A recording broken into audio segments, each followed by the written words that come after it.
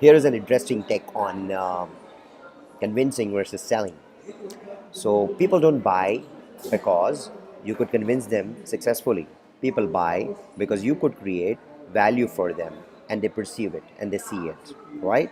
So every time I hear somebody say that, oh, you know what, I'm really not good at selling because you know what, I can't convince people, I can't convince my clients, I can't convince my family members, right? So the problem is convincing is possibly the worst and the most difficult ways of selling. In fact, convincing is not selling.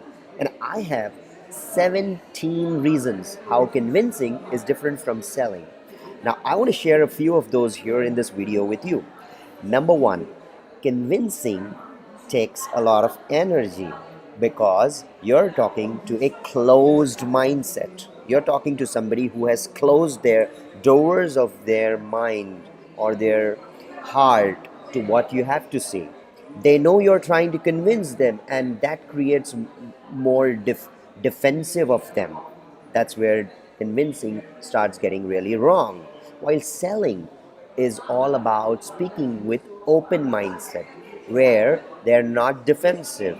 They're trying to welcome your thoughts and what you're trying to deliver to them. And they look at it as a value adding activity. Does that make sense? Awesome. Number two, convincing requires you to have a lot of data points. Why? Because you start believing that, oh, you know what, this doesn't work, let me try this. This doesn't work, let me try this. And you keep trying endlessly with number of reasons, with a hope that with one reason, one of these so many reasons, my audience get convinced. While in selling, you need just one reason that kind of speaks for itself. You don't need a lot of repetition, you don't need to restate it, you don't need to increase the tempo of your voice, you don't need to do any dramatic thing in order to be able to sell successfully.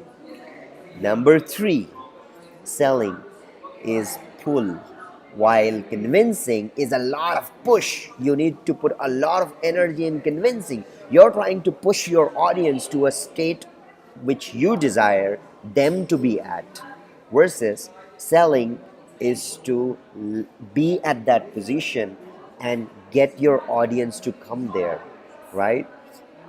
You see the difference? Let me give you one more. Convincing is a lot tiring and it's long and it is heading for win lose. At least it is perceived by one or both the members in that entire conversation. So, convincing is win lose, while selling has to be win win. The selling cannot be anything else but win win, right? And here's the bonus. Let me give you one more.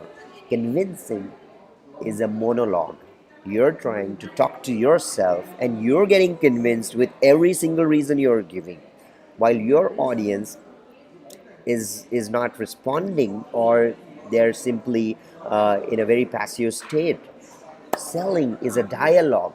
You keep doing a lot of check, you keep taking a lot of commitments from your audience before you go ahead and create any kind of offer for them. You keep seeing if you're in a position to create value for you. Are you creating some value for them already?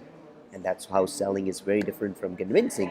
I hope this bit was valuable to you. If you want to know about all the 17 differences between convincing and selling, please write to me in the comment section and I'll send you that. Thank you.